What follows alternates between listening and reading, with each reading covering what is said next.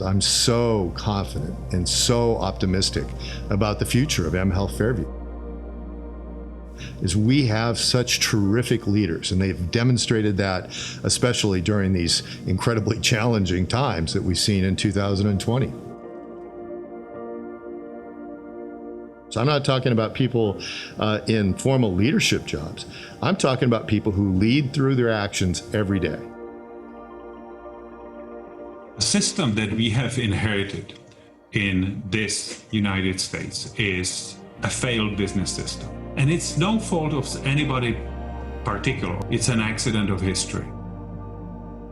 And what we need to do is to really get to a healthcare that is proactive, that is flexible, that is bespoke. That change is often difficult. It often requires hard choices, and choices that impact people individually and impact them in ways that aren't pleasant, that make it very difficult to make those decisions. But how do we meet the needs of the patients who depend on us and the communities who depend on us, and seeing the evidence of that in hard, measurable terms?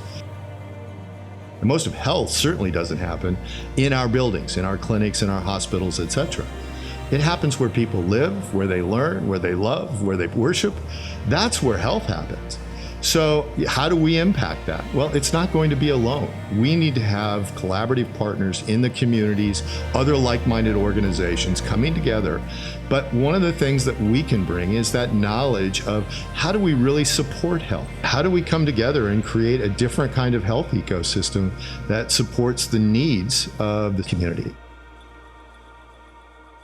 It starts by making sure that we have as much attention to preventative care as we do to interventional care. So we want people to make sure that they're healthy, and we want a system that is incentivized and oriented towards keeping people healthy, as opposed to let's wait until they're sick and show up on our doorsteps and then do a marvelous job of caring for them. People are loyal to the idea of helping others, that it is a noble moral imperative to serve in this way. Ultimately, our duty is to our patients and to our communities and to the organization itself to make sure that we're here not just tomorrow, but next year and a decade from now, serving the communities in the way that they deserve to be cared for.